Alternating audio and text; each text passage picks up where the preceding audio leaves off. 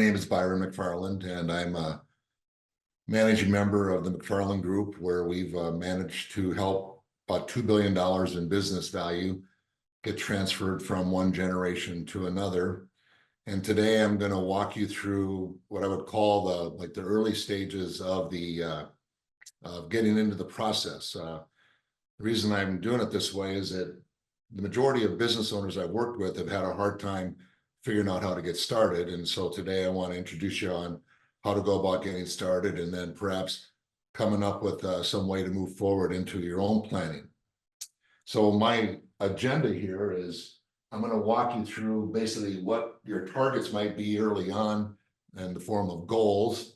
And then if you were to start, what would starting look like? What would be, say, the first 3 steps that you might take? And then further, what are the different exit paths that are available to you as you're thinking about the disposition of your business in the future? And then from there, what would be the timetable for completing any of those various paths, so that you got a sense of when should I be started in advance of the event, and how long does it take normally to get it done? And then we're going to look at business valuation as a concept and some of the key drivers of business value. And then I'm going to share with you a concept I call the T value that is really important for closely held business owners who are looking to cash out and move on. And then I'm going to introduce you to some ways to provide some financing or actually build some business or build some balance sheet for your key employees if your exit path is to sell to your management team, or if you're looking just to retain the talent through the sale, through and to the sale. And then finally, how do you go about incorporating banking into the transaction? So that's our agenda. And there's roughly 5 million businesses, as I understand, that are still in the hands of baby boomer business owners.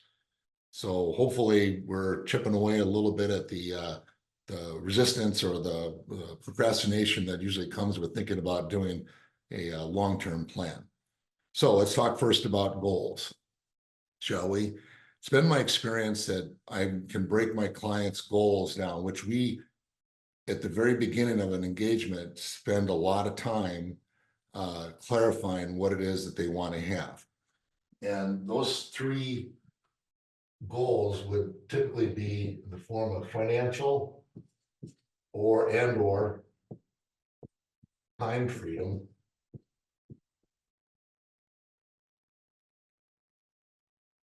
Second would be potentially a legacy, or if they're located in a market where they're the dominant employer, they might be more interested in what's the impact on the community. If I think about the disposition of my company and changing hands. And then third would be, what's my identity?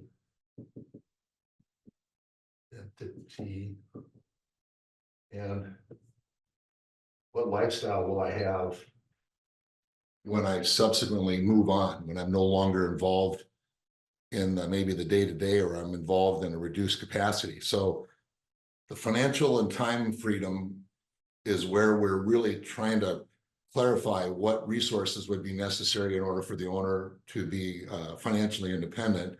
And quite often there's quite a bit of lifestyle that the business owner is looking to replace. The legacy in the community would be more along the lines of, if I'm thinking about handing it off to family or certain key employees who have come to become maybe like family, they maybe continue my legacy. And then for those who are in a community where your organization is employing a substantial number of the residents, then maybe the community might be one of your priorities in the plan design. And then finally, in all business owners that I've worked with, there's a real need to have an identity that isn't just removed from them suddenly. There's a desire to have some transition into a new life. So how do I go about transitioning from what I've been, the CEO or the head of a large organization, and now I'm moving on into this semi-retired or fully retired state? What is that? What do I need in the way of help in migrating from those from that emotional condition.